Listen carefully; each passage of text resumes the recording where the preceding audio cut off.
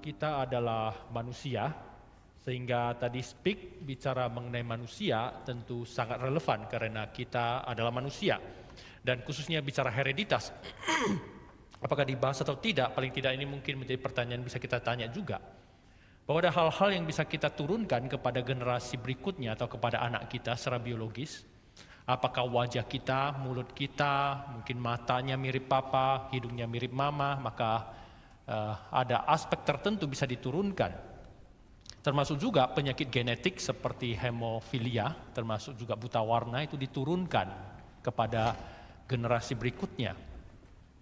Demikian juga dosa itu diturunkan, maka ada dosa asal diturunkan. Tetapi ada hal baik kenapa tidak diturunkan, keselamatan tidak.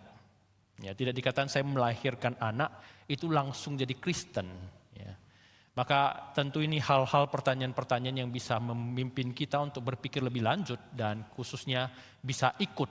Ya, jadi bukan hanya tergugah tetapi juga membeli tiket dan ikut.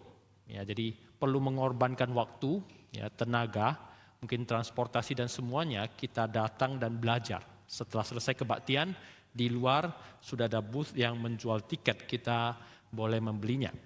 Hari ini saya akan membahas doa yang baru kita doakan, doa Bapa Kami, tapi versi Lukas. Ya. Kita buka dari Lukas pasal 11, Lukas 11 ayat 1 hingga ayat keempat. Lukas 11 ayat 1 hingga keempat. Setelah menemukan, kita membaca bersama-sama. 1, 2, ya. Pada suatu kali, Yesus sedang berdoa di salah satu tempat. Ketika ia berhenti berdoa, berkatalah seorang dari murid-muridnya kepadanya, Tuhan, ajarlah kami berdoa, sama seperti yang diajarkan Yohanes kepada murid-muridnya. Jawab Yesus kepada mereka, apabila kamu berdoa, katakanlah, Bapa, dikuduskanlah namamu, datanglah kerajaanmu, berikanlah kami setiap hari makanan kami yang secukupnya, dan ampunilah kami akan dosa kami, sebab kami pun mengampuni setiap orang yang bersalah kepada kami. Dan janganlah membawa kami ke dalam pencobaan. Kita akan coba membahas ini sampai sepenuhnya atau sebisanya selesai, tetapi kalau tidak, maka kita tetap mendapatkan hal-hal penting dari ayat-ayat ini. Mari kita masuk dalam doa. Ajar kami berdoa ya Bapa, walaupun kami sering berdoa, sebab kami tahu kami pun terus belajar berdoa seturut dengan kehendak Bapa di surga. Kami tahu Tuhan, Engkau mengajar kami berdoa, bukan hanya soal konten berdoa, bukan soal tema berdoa, bukan juga soal relasi berdoa, tetapi juga sikap berdoa. Dalam setiap hal kami terus bertumbuh, termasuk juga dalam hal berdoa kepada Bapa di surga. Kadang kami segera mendapat jawaban, kadang kami tidak mendapat jawaban, kadang seperti kami menunggu, kadang kami seperti menghadap doa itu naik dan seperti uap dan menghilang. Tapi Tuhan tolong kami untuk menyadari bahwa ada relasi yang lebih penting daripada semua ini. Kami boleh memanggil Engkau ya Aba, ya Bapa. Dan kami menyadari bahwa Bapa kami ini tidak meninggalkan kami. Sekalipun kami merasa jauh, tapi biar kami diteguhkan oleh firman-Mu, oleh Roh-Mu yang terus memimpin kami berjalan di dalam dunia ini. Dan kami memohon semua ini dalam nama Tuhan kami Yesus Kristus. Amin. Nah, hari ini kita akan belajar mengenai doa Tuhan Yesus yang diajarkan kepada muridnya. Ini dari versi Lukas. Kita tahu di dalam versi Matius itu di dalam khotbah di bukit. Khotbah di bukit, kemudian Tuhan Yesus mengajar bagaimana berdoa. Nah, dalam konteks Matius itu bicara berdoa itu jangan bertele-tele, seakan-akan Bapa tidak tahu. Kemudian Tuhan Yesus juga menambahkan bahwa kalau kamu mau berdoa, kamu pergi ke kamarmu sendiri berdoa. Jadi di sini ada aspek berdoa secara khusus, berdoa juga secara pribadi. Berbeda dengan Lukas, kita tahu Lukas ada khotbah di dataran, yaitu juga paralel dengan khotbah di bukit. Khotbah di dataran tidak ada bagian doa ini. Tetapi Lukas menempatkan doa ini secara sederhana. Dia tempatkan karena ada satu murid datang kepada Tuhan Yesus. Guru, ajar kami berdoa. Jadi dengan sangat sederhana adalah bagaimana seharusnya berdoa. Kemudian sebenarnya kalau kita perhatikan Alkitab kita buka, maka sebenarnya perikop hari ini itu diapit oleh dua perikop sebelumnya, satu perikop sebelumnya dan satu perikop sesudahnya. Perikop sebelumnya itu adalah kisah Maria dan Marta. Nah, kita tahu bahwa cerita itu Maria benar, Marta justru salah. Marta mengaku Yesus adalah Tuhan, tapi Maria tidak sebut satu kata Tuhan pun, tapi dalam sikapnya dia menunjukkan Yesus adalah Tuhan, adalah kuriosnya. Maka di sini mengajarkan kita mendengarkan Tuhan Yesus. Yesus mau apa? Bukan apa yang kita bisa persembahkan kepada Yesus yang belum tentu Yesus mau. Yesus mengatakan bahwa Maria sudah memilih yang terbaik, yang tidak akan diambil daripadanya. Perikop setelah doa ini adalah Tuhan Yesus mengusir setan. Dan ada orang yang menuding bahwa Tuhan Yesus mengusir dengan kuasa Beelzebul. Maka Tuhan Yesus mengatakan bahwa dia bukan mengusir dengan kuasa Beelzebul. Dia mengusir dengan tangan, with the finger, ya, dengan jari, dengan kuasa dari Bapa. Maka kalau dua perikop ini menghimpit perikop mengenai doa, maka ini mengajarkan kita mendengarkan Tuhan Yesus yang punya relasi dengan Bapa, bagaimana seharusnya kita berdoa. Maka sekarang kita masuk dengan pemikiran demikian, kita masuk mengerti bagaimana Lukas mencatat dalam konteksnya. Dan memang dalam Lukas itu juga Injil yang banyak mencatat mengenai Yesus berdoa atau Yesus mengajar orang berdoa. Maka kita coba lihat mulai dari pasal ketiga ayat 21 ketika Tuhan Yesus dibaptis oleh Yohanes Pembaptis, itu dicatat Tuhan Yesus berdoa. Kemudian setelah itu Tuhan Yesus memulai pelayanan dan Tuhan Yesus mulai memanggil murid-muridnya. Ya, pasal keempat kan pencobaan, pasal kelima Tuhan Yesus memanggil murid-muridnya itu juga mulai dengan berdoa. Kemudian Tuhan Yesus juga, di dalam pasal kelima Tuhan Yesus sebelum berdialog ataupun konfrontasi dengan para pemimpin Yahudi, dia berdoa. Kemudian pasal ke-6 dia memilih murid-muridnya, dia berdoa pasal ke-6. Kemudian pasal ke-9 ketika dia menyatakan identitasnya, siapa dirinya, dan sebelum dia menyatakan bahwa dia akan diserahkan kepada ahli-ahli Taurat, orang-orang Farisi, pemuka agama, kemudian mati, hari ketiga dibangkitkan, maka dia juga dicatat bahwa dia berdoa. Dalam peristiwa transfigurasi pasal 9 ayat 28 sampai 29, Tuhan Yesus bawa Petrus, kemudian dia bawa Yakobus, bawa Yohanes, tiga murid paling inti untuk ke atas gunung untuk mengalami transfigurasi. Di sana juga dicatat Tuhan Yesus bawa mereka untuk berdoa. Kemudian setelah itu Tuhan Yesus turun dan dia mengutus 12 murid, dia mengutus lagi 72 murid, ada yang mencatat 72 murid, pasal 10. Maka murid-murid kembali, mereka bersuka cita. Mereka mengatakan bahwa setan-setan pun takluk kepada mereka. Dan Tuhan Yesus berdoa kepada Bapa. Hal-hal ini engkau singkapkan kepada orang-orang kecil. Maka dia bersuka cita berdoa kepada Bapa.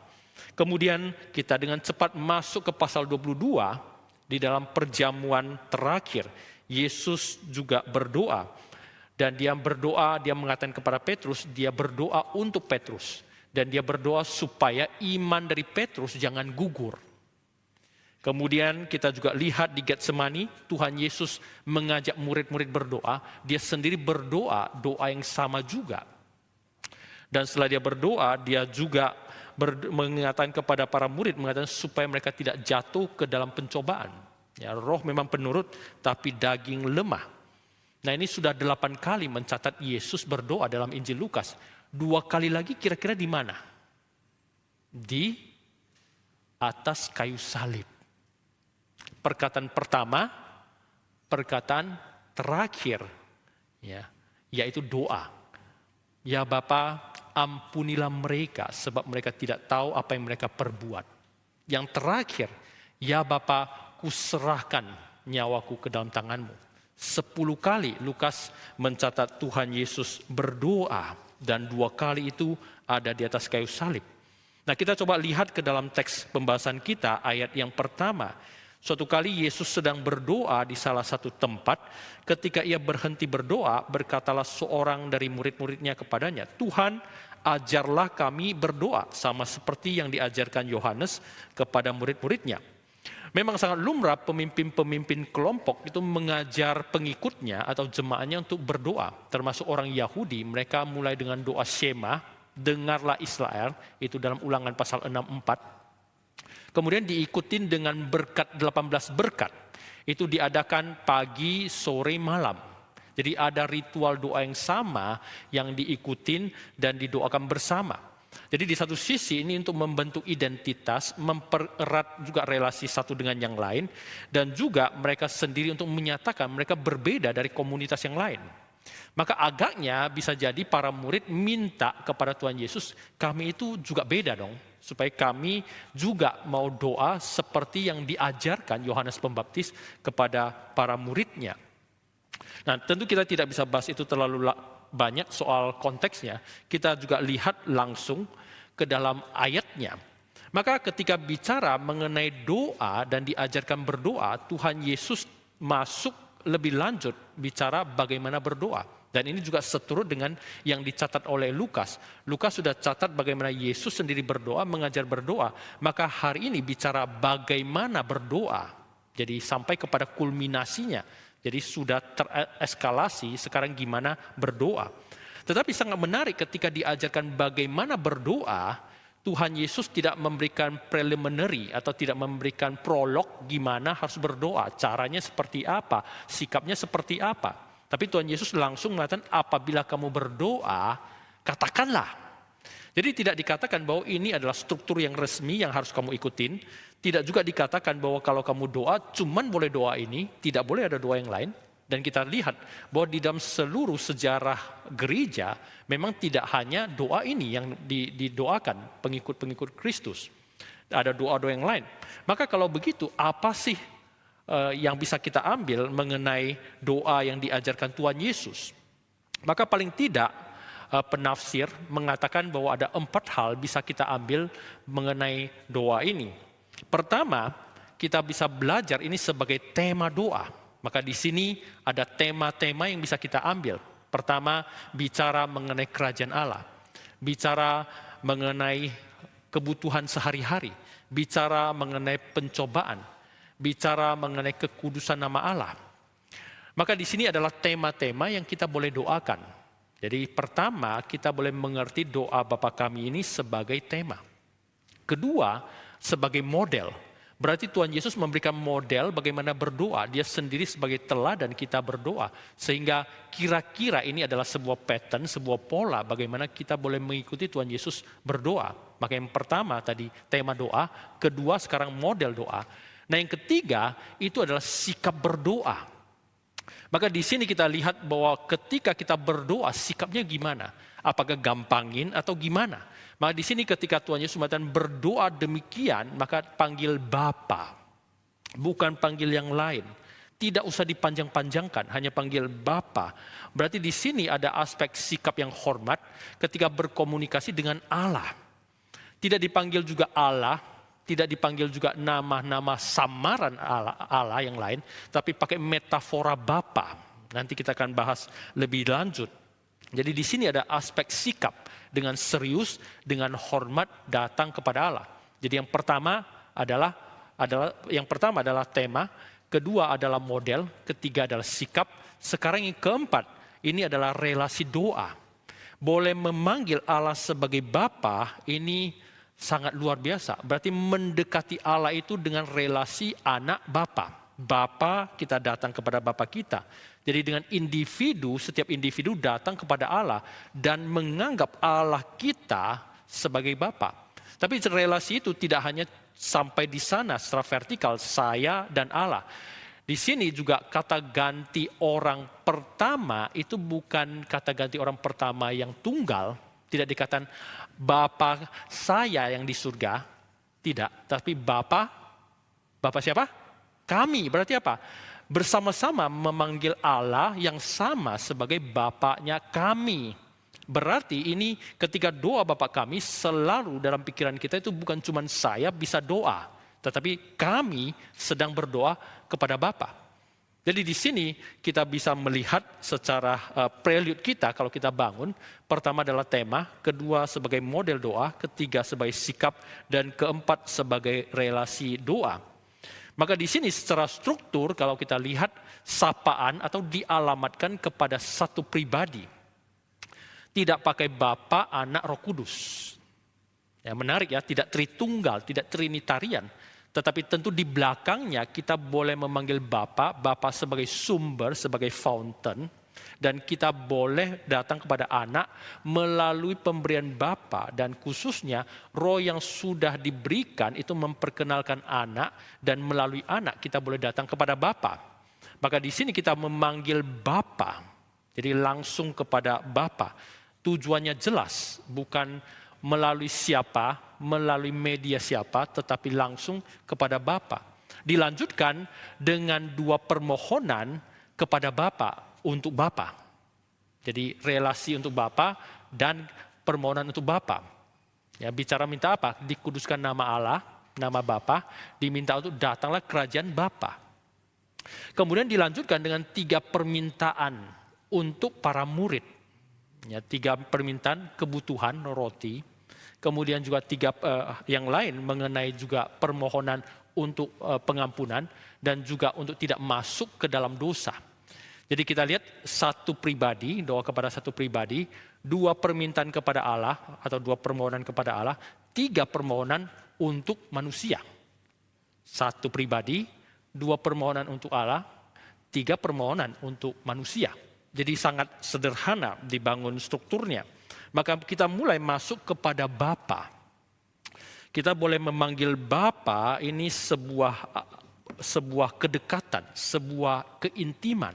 Kita memanggil Allah sebagai Bapa. Ini tidak dapat kita mengerti sebagai sebuah kelancangan.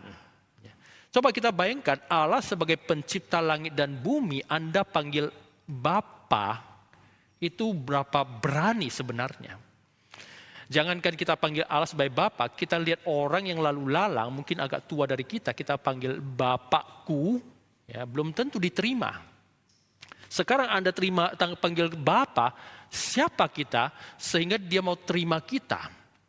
Maka kita lihat di sini Tuhan Yesus mengajarkan Anda datang kepada Bapa, Anda datang kepada poin pertama, datang dalam keintiman. Kita boleh panggil Allah sebagai Bapa. Tentu keintiman ini sebagai seorang anak datang kepada bapaknya. Sikap anak datang kepada Bapa, bukan sikap kekanak-kanakan datang kepada Bapa. Ada juga gereja yang kebablasan mengatakan kita boleh panggil daddy, kita boleh panggil papi gitu ya. Tentu papi bukan PUPPY ya. Papi gitu ya. Itu kebablasan.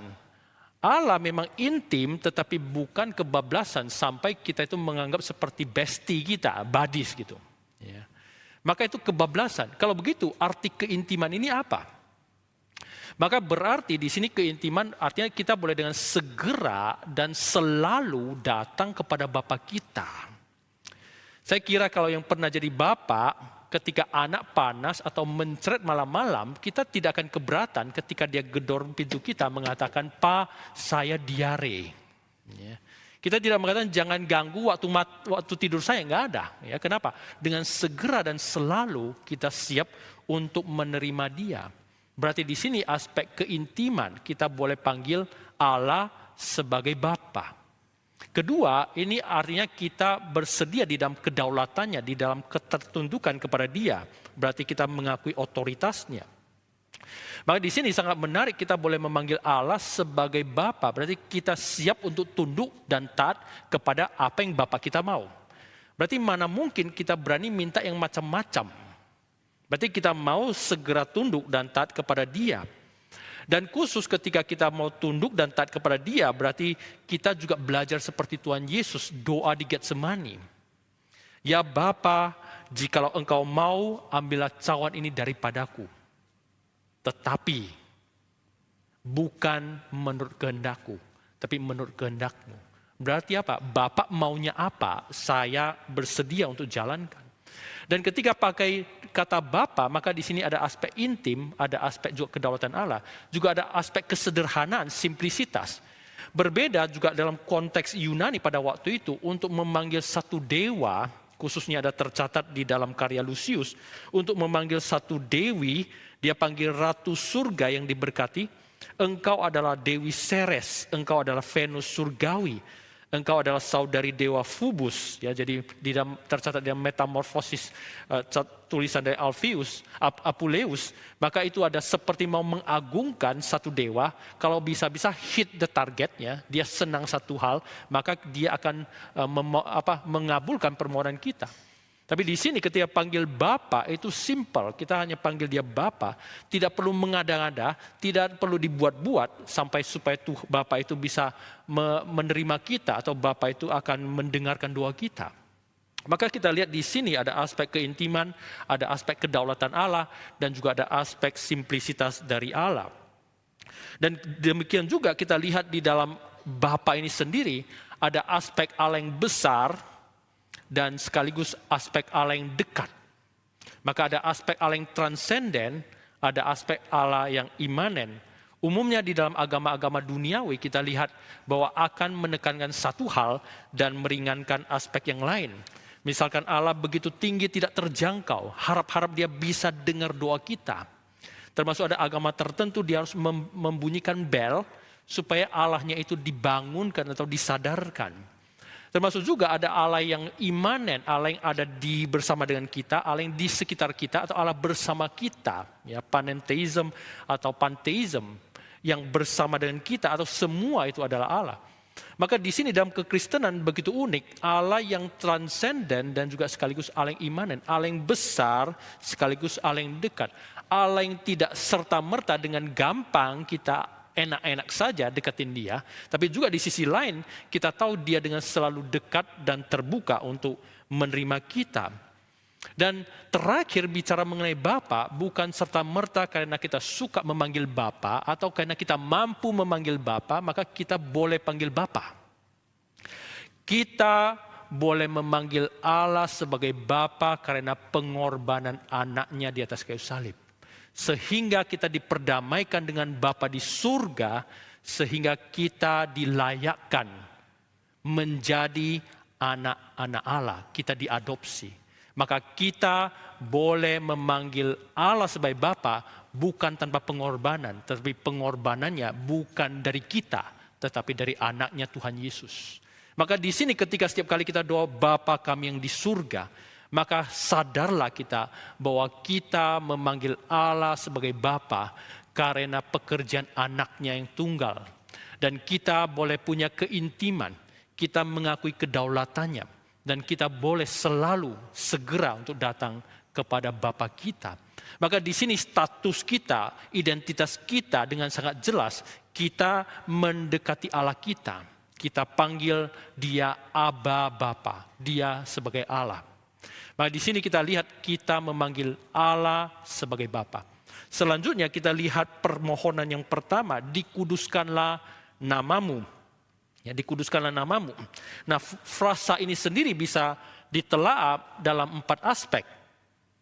Pertama itu bicara mengenai pribadi. Nama selalu berkait dengan pribadi di belakangnya. Jadi waktu disebut nama bukan cuma ya nama seseorang atau nama samaran. Dalam Alkitab orang mengharapkan seseorang maka dikasih nama. Ya, misalnya Yakub, dia memegang tumit. Esau, dia banyak bulu. Maka karena dia mempunyai tampilan demikian, didoakan demikian atau dinamakan demikian. Atau juga ada harapan. Esther itu adalah bintang, diharapkan dia seperti bintang. Maka di sini nama diberikan karena ada penyesuaian atau juga ada harapan. Tetapi ketika kita lihat nama Allah ini bukan serta-merta kita suka kasih Allah apa, maka kita kasih nama apa. Kita kasih karena dia sangat besar, maka si besar. Atau dia sangat agung, si agung.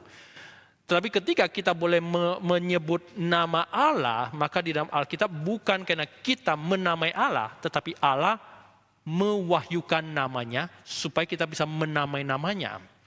Seperti Musa ketika Tuhan Allah datang kepada dia, maka dia diutus kembali kepada orang-orang Israel di Mesir. Dia tanya, siapa namamu? Maka Allah mengatakan, aku adalah aku, Ehye Aser Ehye. Aku adalah aku tidak berubah, aku dari dulu selalu aku tidak tergeser oleh waktu. Dan aku selalu tepati janji, dan aku adalah aku. Maka di sini ketika dikata namanya Allah, maka kita bisa menyebut namanya, kita boleh mengagungkan nama Allah, kita juga boleh mengingat Allah, dan kita boleh mengenal Allah. Nah, ketika disebut nama Allah dan kita bisa mengenal Allah, maka di sini bicara mengenai pribadinya secara total. Siapa Allah di belakang namanya.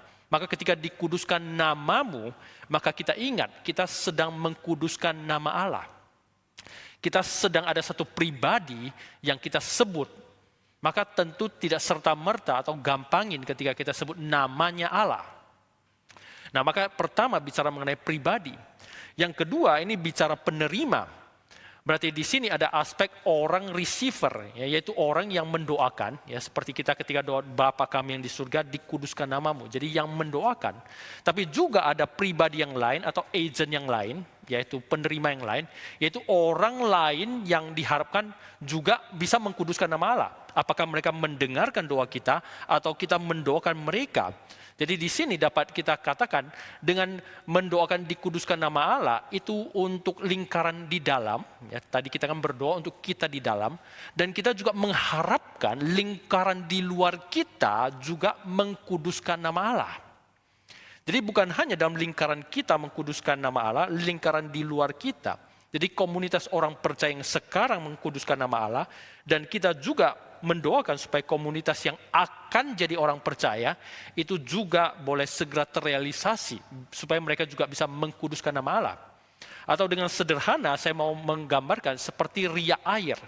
Jadi air yang tenang kita tetes satu air itu efek ripple, riak. Maka dari tengah itu akan memberikan efek ke segala arah. Berarti kita harap mengkuduskan nama Allah mulai dari yang doakan sampai kepada selanjutnya orang yang lain juga bisa mendoakan. Maka efek ini bisa terjadi bagaimana? Pertama, kita sendiri mengkuduskan Allah tidak. Kita sebagai pendoa, kita mengkuduskan nama Allah tidak. Ya. Seperti dalam 1 Petrus pasal 3:15 itu adalah satu ayat yang sangat penting untuk apologetika. Kuduskanlah Kristus dalam hatimu. Kita kuduskan tidak. Kalau kita berapologetika keluar tanpa kita selesaikan dulu tidak kuduskan Kristus, bagaimana kita mengajak orang lain mengkuduskan Kristus? Jadi kita sendiri perlu mengkuduskan Kristus dulu, mengkuduskan Allah, baru kita bisa mengikut sertakan yang lain mengkuduskan nama Allah. Jangan-jangan dalam hidup kita justru mencemarkan nama Allah, mempermalukan nama Allah. Tapi biar kita dulu yang mendoakan dikuduskan namamu, kita sendiri mengkuduskan nama Allah. Dan juga efeknya itu kita mengharapkan yang lain juga ikut boleh mengkuduskan nama Allah. Maka supaya efek itu bisa terjadi, dalam kalimat ini, dalam frasa ini dikuduskan namamu. Ini juga mengandung aspek misiologi. Berarti apa? Kita mendoakan dikuduskan namamu, berarti saya bertindak supaya orang lain juga mengkuduskan nama Allah. Gimana? Ya pasti penginjilan. Berarti bukan saja sendiri saya doakan, berarti saya mendoakan dan aktif terus-menerus mengajak orang untuk bisa mengkuduskan nama Allah. Jadi dengan kata yang frasa yang singkat ini bukan serta-merta Tuhan engkau sendiri yang mengkuduskan. Tapi ini juga mengikut sertakan kita yang mendoakan, kita juga boleh berbagian, kita juga boleh mengekspansi supaya nama Allah dikuduskan. Riak ini semakin jauh, bukan hanya dalam lingkaran dalam, tapi ke dalam lingkaran lebih luas. Ketiga, bicara mengenai dikuduskan nama Allah, ini juga meminta Allah bertindak. Nah, kalau bahasa aslinya ini dalam bentuk pasif imperatif, jadi berarti minta si objek yang kita doakan itu bertindak atau ditindakin. Jadi menyuruh Allah untuk bertindak, atau dengan kata lain Allah bertindaklah. Allah kuduskanlah namamu. Berarti di sini biar Allah bekerja, Allah bertindak. Biar engkau sendiri mengkuduskan namamu di atas segalanya. Biar kemuliaan itu kembali kepadamu. Biar semua ciptaan kembali kepadamu. Biar manusia itu boleh kembali kepadamu. Jadi penekanan biar Allah bertindak, ini bertindak sekarang, now. Tuhan bertindaklah. Maka ketika kita berdoa, dikuduskanlah namamu, berarti kita minta Allah bertindak. Dan keempat, ini juga adalah harapan. Jadi ada sekarang, ada juga harapan. Biar sampai kepada kepenuhannya, biar segeralah nama Allah itu dikuduskan. Maka kita lihat frasa ini memang sederhana, tetapi kandungan di dalamnya tidak sederhana. Ya. Karena di dalamnya mencakup bagaimana kita berdoa supaya Allah bertindak sekarang sampai pada akhirnya. Dimulai dari kita orang percaya sampai kepada orang di luar. Kemudian kita juga melihat bagaimana Allah terus bekerja melampaui segala sesuatu. Maka kita lihat dikuduskan, apa artinya kalau begitu? Dikuduskan itu artinya apa? Maka kita lihat dikuduskan, pertama tentu umum kita mengerti itu dipisahkan. Allah bukan ciptaan yang lain dan Allah terpisah dari ciptaan yang lain. Dan Allah tidak mau disamakan dengan ciptaan yang lain. Maka Allah bukan ilah, Allah bukan manusia, Allah bukan yang lain selain dirinya. Maka Allah dipisahkan dari yang lain. Kedua, bicara mengenai supremasi Allah ditegakkan di atas semuanya. Berarti apa? Allah di atas semua. Anda tidak bisa menyamakan dia dengan apapun yang ada. Berarti dia di atas semua. Nah, ketika dikatakan dia di atas semua, maka berarti diharapkan juga ketika dia di atas semua, dia bisa penetrasi ke dalam semua aspek kehidupan manusia. Berarti semua yang disebut manusia dan semua yang adalah ciptaannya seharusnya itu dia bisa penetrate, dia bisa bekerja, dia bisa dengan leluasa untuk berbagian dalam hidup mereka. Dan tentu akhirnya diharapkan adalah semuanya itu mengkuduskan Allah, mengembalikan segala kemuliaan kepada Allah. Maka ketika dikatakan dikuduskan nama Allah, ini sesuatu hal yang sangat penting termasuk dari perjanjian lama sampai kepada perjanjian baru. Karena kata ini sendiri muatannya itu dari perjanjian lama. Dari Musa sampai seluruh hukum Musa itu bicara mengenai bagaimana Allah mau dikuduskan, mengenai firman Allah. Dan di dalam seluruh nabi-nabi adalah bagaimana merestorasi umat kembali kepada Taurat Tuhan untuk menjalani hidup yang kudus.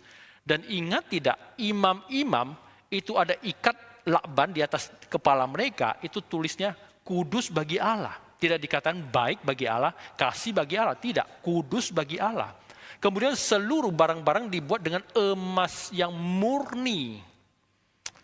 Berarti apa? Tidak bernoda, semuanya dikuduskan bagi Allah. Berarti di sini aspek kekudusan ini bukan serta-merta hanya soal morally clean. Kita itu hanya bersih saja, tidak tercemar. Tetapi ada aspek dikuduskan dan Allah itu di atas semuanya. Allah itu supreme, melampaui semuanya. Dan Allah layak dapat semuanya.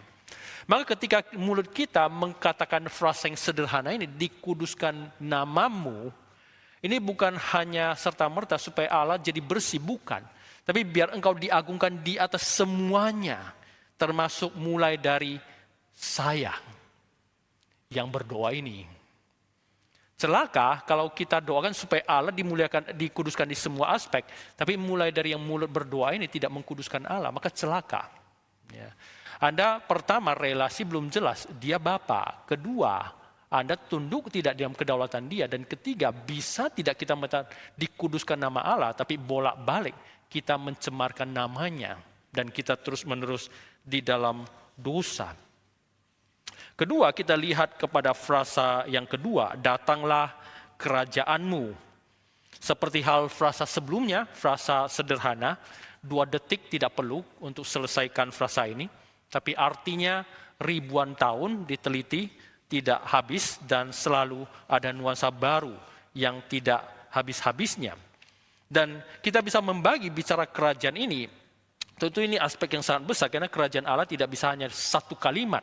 Allah tidak pernah, Tuhan Yesus khususnya tidak pernah mengatakan kerajaan Allah itu adalah. Kerajaan Allah seumpama. Berarti apa? Setiap kali bicara kerajaan Allah cuma satu aspek. Jadi hanya lihat satu bagian.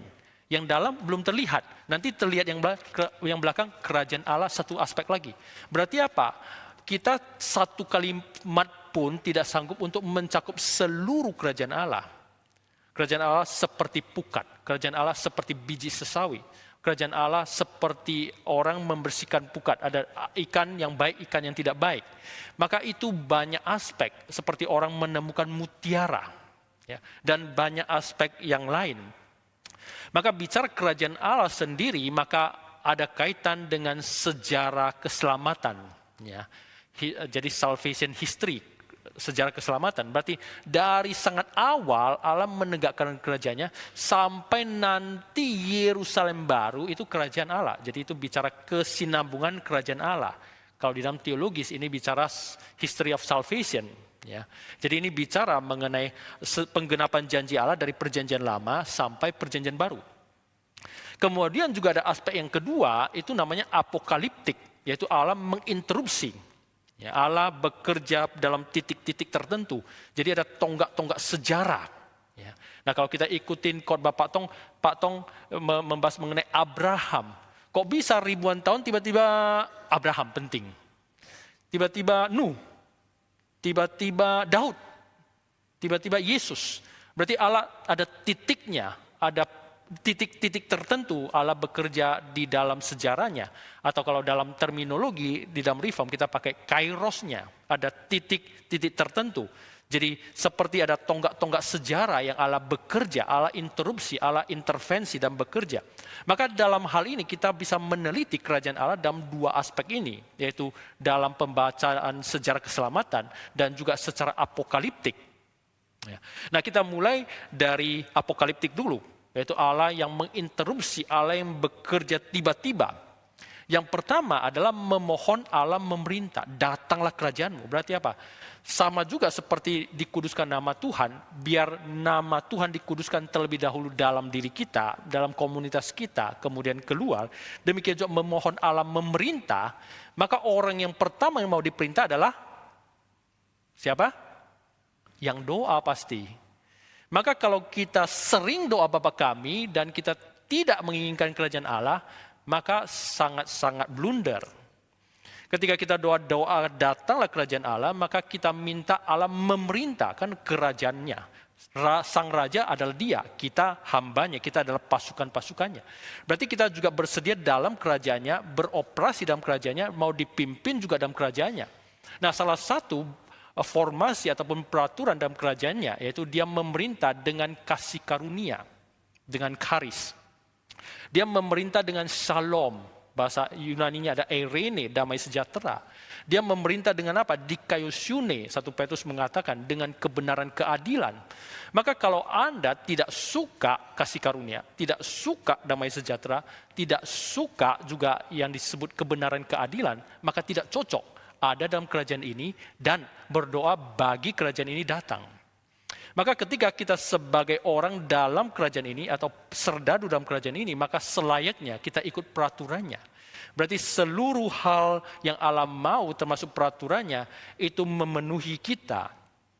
Maka ini bicara Allah memerintah pertama-tama dalam hati orang percaya, demikian juga setiap orang-orang berikutnya.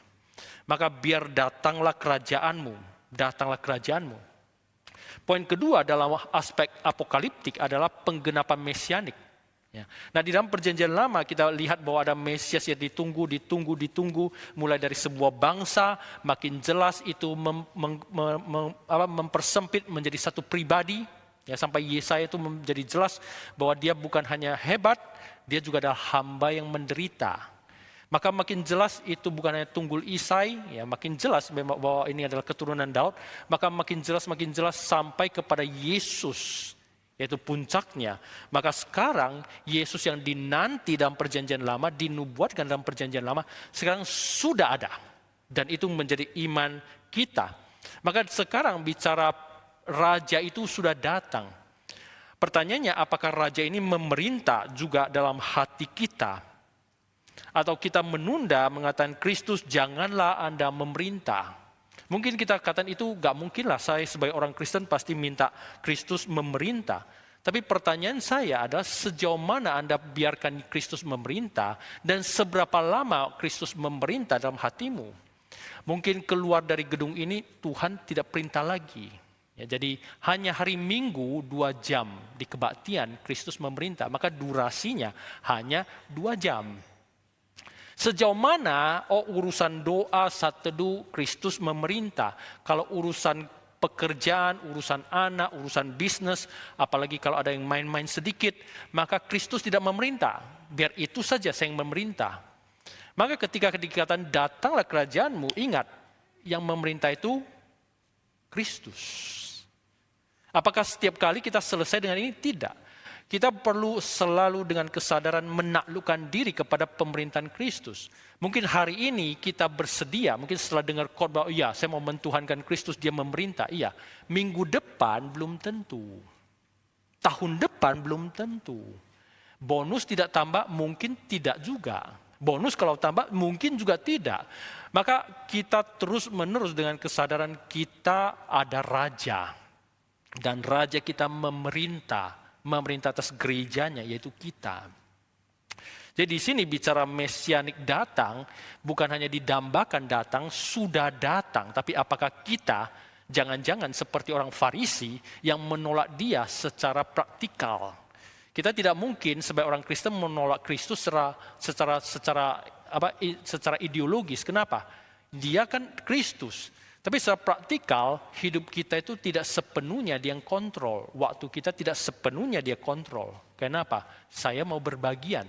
Jadi Yesus itu adalah raja boneka, kadang dipasang, kadang diturunkan. Jadi yang benar-benar jadi raja adalah saya. Kalau pas perlu Yesus, dia dinaikkan. Kalau pas tidak perlu Yesus, dia diturunkan. Jadi raja sesungguhnya adalah saya. Maka ingat ketika kita doa datanglah kerajaanmu, bukan datanglah kerajaanku. Ya, celaka ketika kita salah menempatkan mu dan ku dalam kerajaan Allah. Dan yang ketiga dalam aspek apokaliptik, maka berarti sudah selesai, sudah dihancurkan pemerintahan iblis. Ya, jadi iblis sudah resmi digulingkan. Nah tapi kalau begitu apakah modus operandinya itu selesai? Tidak. Kenapa dia masih boleh bekerja dengan sepertinya leluasa, baik di tengah-tengah gereja maupun juga orang-orang tidak percaya?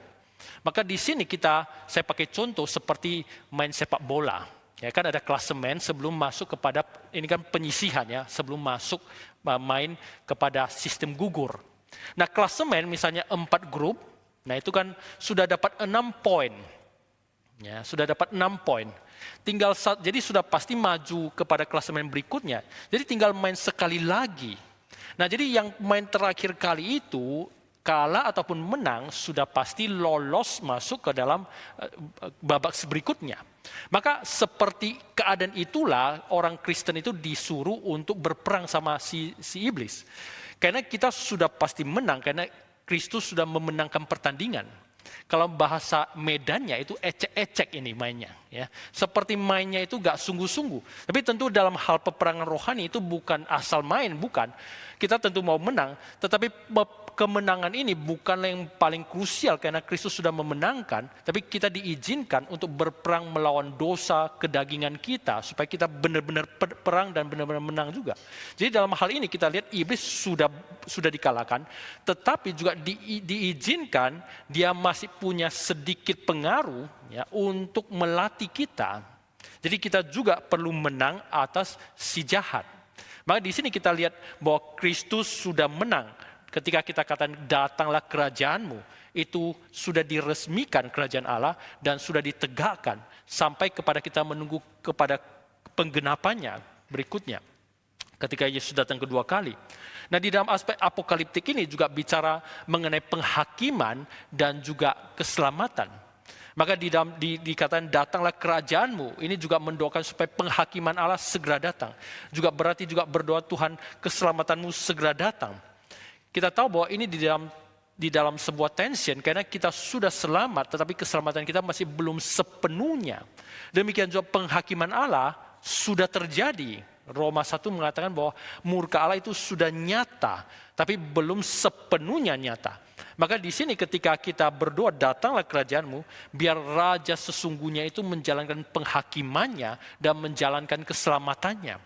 Maka di sini ketika kita doa, datanglah kerajaan-Mu, kita minta Allah segera menghakimi, Allah juga segera menyelamatkan. Maka di sini ada 4 poin bicara mengenai apokaliptik, memohon Allah memerintah, penggenapan mesianik, pemerintahan iblis sudah ditaklukkan, penghakiman dan keselamatan.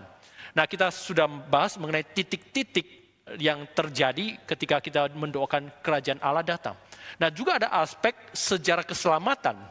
Berarti apa? Ada aspek already, not yet. Sudah, belum. Kristus sudah menang? Sudah. Apakah orang Kristen sudah menang sepenuhnya? Belum. Apakah Kristus sudah menang sepenuhnya sehingga iblis sudah tidak bisa bekerja apapun? Belum. Maka sudah dan belum. Sudah diresmikan kerajaannya, tetapi sekarang semakin membesar. Maka kita lihat seperti contoh biji seperti perumpamaan biji sesawi. Dari yang kecil tapi pasti dan pelan itu pasti dan dengan steady ya, dengan pasti itu akan membesar sampai burung-burung bisa hinggap di atasnya. Kemudian juga seperti perumpamaan ragi yang akan mengkamilkan seluruh adonan. Tidak peduli Anda tabur di mana, tetapi itu akan mengkamilkan seluruhnya. Maka kerajaan Allah mungkin tidak terlihat signifikan, tapi sudah pasti dia akan berkembang. Maka di sini ada aspek already, ada aspek not yet. Maka kemudian kita juga doa kerajaan Allah datang. Berarti apa? Allah genapilah apa yang sudah dinubuatkan, apa yang Allah sudah janjikan, maka biarlah datang kerajaan-Mu. Maka di sini ada aspek futuristik nanti. Tuhan kami menantikan dan kami sekarang mendoakan biar segera terrealisasi. Maka di sini kita mendambakan Kristus datang kedua kali. Tapi sebelum kita bahas lebih lanjut, siapa di antara kita yang menginginkan Kristus datang kedua kali? Siapa? Mungkin orang Kristen macam saya mendambakan Kristus datang kedua kali. Tapi misalkan selesai khotbah, Bapak Ibu sekalian tidak bisa pulang rumah lagi, kita akan menghadapi Kristus datang kedua kali. Anda siap tidak? Oh jangan, aset saya masih banyak. Oh anak saya minggu depan mau nikah. Kalau bisa setelah dia nikah saya dipanggil, gak apa-apa. Maka tidak sungguh-sungguh orang Kristen itu mau Yesus datang kedua kali. Kita terlalu banyak jaringan yang mengikat kita. Jujur saja, kita kalau sekarang dipanggil mau, banyak orang Kristen mengatakan surga itu indah, tapi tidak mau buru-buru ke surga. Betul tidak? Mau ke surga, tapi jangan buru-buru ke surga, karena di dunia juga banyak surganya. Jangan-jangan karena surga-surga di dunia ini yang katanya surga, sudah mengikat kita sehingga kita doa datanglah kerajaan-Mu, itu pun tidak sungguh-sungguh. Tuhan datanglah pelan-pelan kerajaan-Mu, mungkin lebih tepat. Bukan segera datang, tapi pelan-pelan. Saya masih banyak hal, saya lagi dekatin si dia, ya. Saya lagi suka ini, atau saya lagi research ini. Maka Tuhan kalau bisa datanglah sebentar lagi kerajaan-Mu. Jadi tidak segera datang. Maka ini pun menjadi temperamen orang Kristen yang seakan-akan Yesus datang masih sangat jauh ke depan. Padahal belum tentu Yesus datang, tapi kita bisa duluan pergi kepada Dia. Memang belum tentu Dia datang segera, tapi kita yang pergi kepada Dia dengan segera. Maka di sini ketika datanglah kerajaan-Mu, bukan hanya mengajak kita memikirkan kerajaan yang akan datang, kita juga pergi ke kerajaan itu. Jadi di sini kita lihat eskatologinya itu bukan dari sana ke sini, tapi kita juga berpindah ke sana. Kemudian juga dalam sejarah keselamatan kita lihat ini menyasar kepada manusia. Maka bicara datanglah kerajaan-Mu, biarlah seluruh gambar dan rupa Allah, gambar dan rupa Allah, gambar dan rupa Allah, yang disebut gambar dan rupa Allah, mulai dari saya dan semua gambar dan rupa Allah, boleh datang dalam kerajaan Allah, berbagian dalam kerajaan Allah, serdadu-serdadu dalam kerajaan Allah.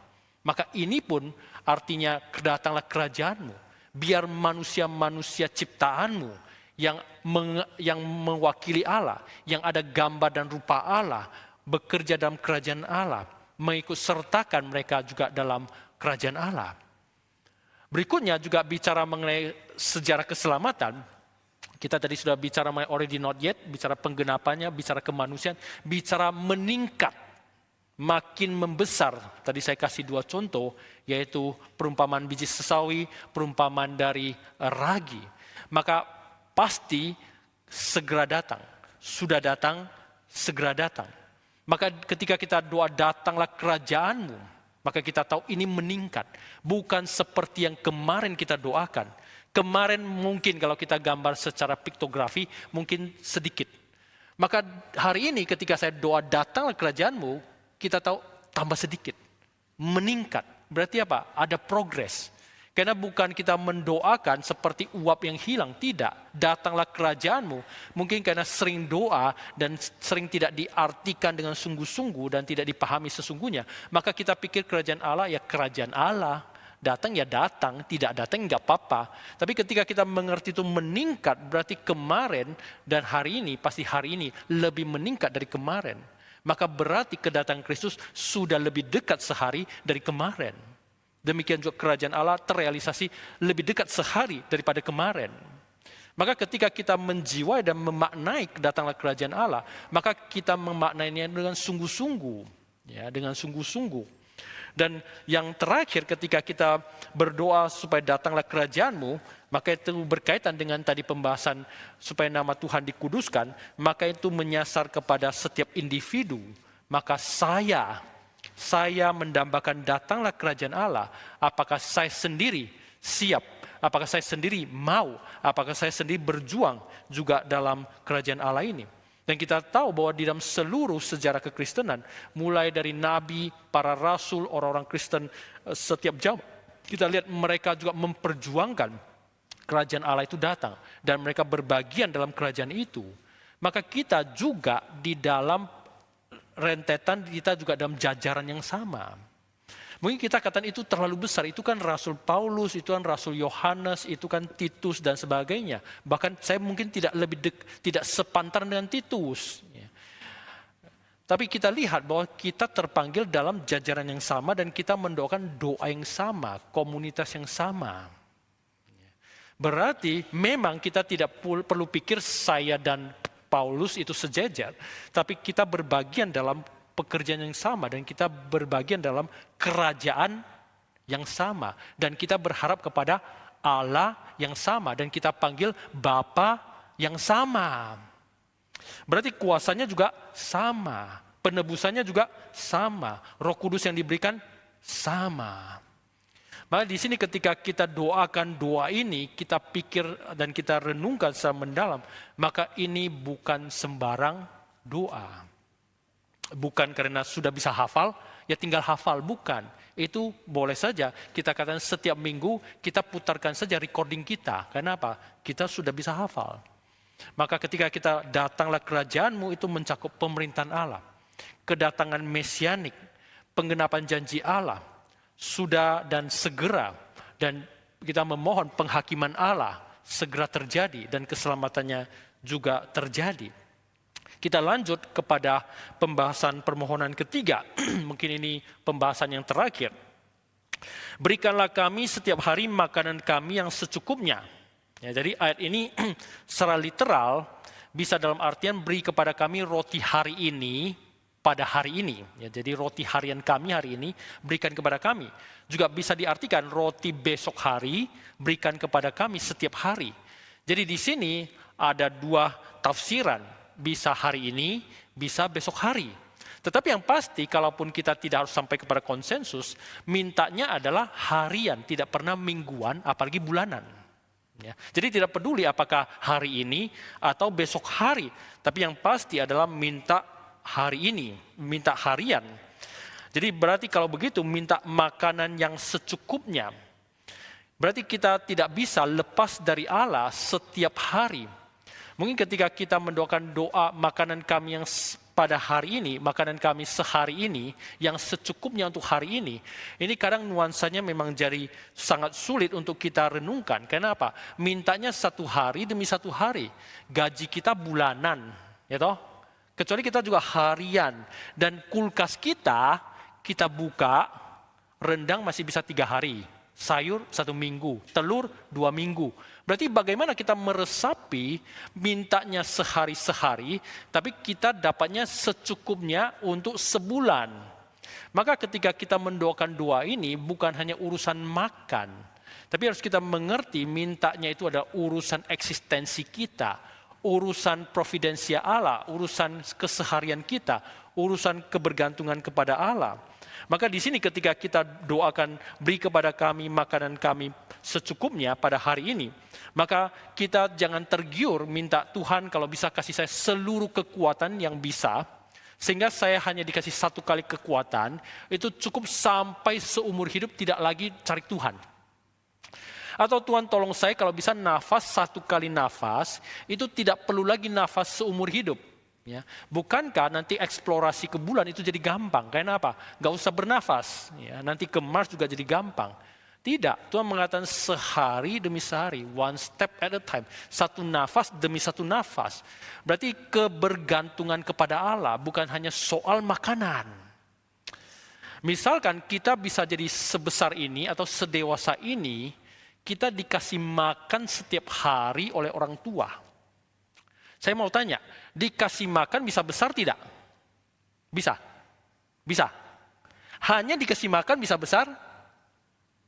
Hanya dikasih makan.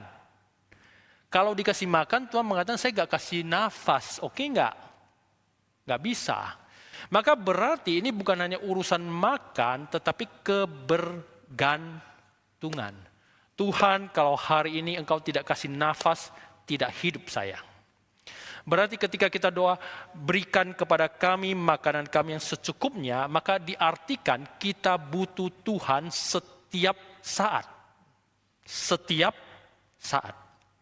Bahkan kita tidak pikirkan Tuhan pun waktu itu Anda butuh Tuhan. Ya. Maka tidak pernah kita bisa cukup terlalu banyak memikirkan Tuhan. Ada ibu yang mengatakan ini SKC lah atau reform, ya itu urusannya selalu rohani, pikirkan Tuhan, ya pikirkan Tuhan, pikirkan Tuhan. Emang anak saya mau jadi pendeta? Kalau tidak diajarkan pikirkan Tuhan, pikirkan apa? Setan. Pikirkan apa? Dosa. Maka tidak pernah kita cukup untuk pikirkan Tuhan. Coba Anda pikir sehari-hari, dari bangun tidur Anda pikir apa? Handphone saya di mana? Benar gak? Ini ada yang chat saya enggak? Ada perlu enggak? Ya. Maka kita jarang bahkan memikirkan Tuhan. Kalau dibanding Tuhan jarang pikir kita, maka celaka kita. Kita tidak pernah terlalu banyak memikirkan Tuhan. Bahkan terlalu sedikit memikirkan Tuhan. Maka untuk bisa mengerti teks ini, maka kita melihat pertama, kita bergantung kepada providensia Allah setiap waktu. Kita perlu ada interkoneksi terus-menerus. Bukan handphone yang sudah di-charge, kita lepas, saya bawa handphone, dadah. Setelah sudah habis, datang cas lagi, bukan. Lebih tepat kita itu perlu konektivitas terus-menerus. Tidak pernah ada waktu boleh tidak ada Allah. Selalu butuh Allah. Maka ketika kita dalam konteks modern, kita semuanya berkecukupan, semuanya bisa ada, bahkan tidak perlu doa pun kita masih bisa makan. Ya, tidak doa pun kita masih bisa makan. Maka kita harus sadar bahwa ini secara lambat laun membuat kita menjadi otonomi. Kita itu boleh tidak ada Allah. Kita itu berjuang sendiri. Kita sendiri yang menghidupkan sendiri. Tapi realitanya bukan demikian. Maka biar kita disadarkan ketika kita doa beri kepada kami makan kami yang secukupnya pada hari ini. Biar kita mengerti dan meresepsinya sebagai providensia Allah. Allah cukupkan saya, beri saya hidup yang cukup, nafas cukup hari ini, termasuk juga kekuatan cukup hari ini, termasuk kekhawatiran cukup juga hari ini, pergumulan cukup hari ini, pimpinan Tuhan cukup hari ini. Berarti setiap hari datang kepada Tuhan, setiap hari butuh Tuhan, maka bicara providensia Allah. Kedua, bicara juga mengenai kita mencukupkan kebutuhan kita sehari-hari, berarti bicara contentment. Tuhan, saya mau Lamborghini karena saya belum ada. Bukan. Beri kepada kami makanan secukupnya, makanan yang dibutuhkan. Maka mencukupkan kebutuhan kami. Dan ini bukan pakai kebutuhan saya. Berarti apa? Anda sendiri cukup makan, ingat. Beri kepada kami makanan kami. Apakah saudara-saudara kita di kanan, kiri, depan, belakang kita cukup tidak? Jangan-jangan kita hanya cukup untuk sendiri, tapi mereka tidak cukup urusan mereka. Biar mereka juga doa untuk mereka sendiri. Tapi ingat, kita doa ini, kita mengikut sertakan orang di kanan kiri kita. Kenapa? Beri kepada kami, bukan beri kepada saya. Maka ini doa komunal. Beri kepada kami, bukan kepada saya. Bukan hanya saya dan keluarga saya, tapi keluarga Allah, orang-orang percaya. Dan yang ketiga, memohon apa yang diperlukan, bukan apa yang diinginkan nafsu. Hati-hati ketika kita minta roti, kita pikir itu sepele, tetapi sesungguhnya yang memang roti itu keperluan sangat mendasar, kebutuhan yang memang sehari-hari, kebutuhan yang sangat perlu. Apakah kita tidak boleh punya keinginan? Ya boleh saja, keinginan memuliakan Allah, keinginan mengkuduskan nama Allah, keinginan datang kerajaan Allah, itu keinginan. Tetapi celaka ketika subjeknya atau objek yang kita doakan itu berubah. Datanglah kerajaanku, jadilah kehendakku. Maka itu celaka. Kenapa? Bukan yang diperlukan, tetapi apa yang saya inginkan. Berapa banyak celaka keluarga-keluarga termasuk sekarang, suami istri, bahkan mereka kerja dua-dua bukan karena untuk mencukupkan kebutuhan mereka, tapi mencukupkan lifestyle mereka. Pak, saya pengenlah punya Hermes seperti tetangga itu. Ya udah, mama kerja dong. Ya. Berarti apa? Bukan untuk kebutuhan, tapi untuk lifestyle-nya. Jadi bukan cari segenggam nasi, tapi segenggam berlian. Ya. Mungkin kita terasa tergelitik, tapi bukankah seperti itu? Maka kita lihat apa yang kita butuhkan atau apa yang kita inginkan, maka kita minta, termasuk minta kekuatan Tuhan untuk hari ini. Bukan Tuhan tolong saya untuk seterusnya, nggak usah doa-doa lagi sama Tuhan. Enggak, hari ini berarti apa? Besok minta lagi kepada Tuhan. Kita datang kepada Bapa kita yang boleh dengan segera dan selalu. Maka saya tutup doa pembahasan hari ini, walaupun kita tidak bisa seluruhnya, maka Tuhan Yesus mengajar bagaimana berdoa ini sebagai tema. Kita boleh doa sebagai tema, sebagai model, sebagai sikap, sebagai relasi. Dan ketika kita doa boleh panggil Bapa, ada pengorbanan Yesus di dalamnya. Kita berdoa supaya dikuduskan nama Allah, mulai dari kita. Kita harap juga riak itu berkembang ke sebelah kanan, kiri, dan orang-orang semakin banyak memuliakan dan juga mengkuduskan nama Allah. Dan kita juga doakan datanglah kerajaan Allah. Kita mengharapkan benar-benar terjadi pada diri kita, terjadi semakin membesar, dan kita berharap segera terjadi kepada kepenuhannya. Biar kita punya doa sedemikian, kita masuk di dalam doa. Bapa di surga, pada sore hari ini ketika kami merenungkan firman Tuhan, kami memikirkan dan merenungkan mengenai doa yang diajarkan Tuhan Yesus untuk berelasi dengan Bapa, untuk menjadi teladan sikap kami, menjadi model doa kami dan jadi tema doa kami. Ajar kami untuk berdoa, dan kami tahu ini pun adalah sarana anugerah yang Tuhan berikan kepada kami untuk datang kepada Allah. Untuk boleh dekat kepada Allah, berkomunikasi dengan Allah, bersekutu dengan Allah, mengerti isi hati Allah, dan juga menyampaikan permohonan kepada Allah. Berkati setiap kami, khususnya ketika kami berdoa, karena kami selalu tidak tahu bagaimana seharusnya berdoa. Maka Roh Kudus di dalam kesesakan mendoakan kami. Dan Roh Kudus tidak pernah salah juga mendoakan kami. Dan kami tahu Tuhan bahwa pimpinan-Mu tidak pernah bersalah. Termasuk juga kadang kami sudah salah berdoa, Tuhan sabar memimpin kami kembali kepada doa yang benar. Ajar kami ketika kami doa, kami melihat kepada wajah Bapa kami. Bukan hanya kepada kesulitan kami, keperluan kami. Dan ketika kami juga lihat kesulitan dan keperluan kami ingat kami boleh segera dan selalu datang berdoa kepada Bapa kami di surga. Karena sungguh Engkau tidak akan memberikan kalajengking kepada orang yang minta telur. Dan Engkau tidak akan memberikan batu kepada orang yang memberikan roti. Bapa-bapa di dunia tidak lakukan, apalagi Bapa di surga yang akan memberikan lebih banyak, lebih baik. Dan Engkau sudah memberikan Roh Kudus-Mu jauh lebih besar dari segalanya. Dan kami bersyukur pada sore hari ini ketika kami boleh merenungkan firman Tuhan. Ajar kami untuk taat. Ajar kami untuk berjalan dalam kebenaran Tuhan. Kami berdoa memohon dalam nama Tuhan kami Yesus Kristus. Amin.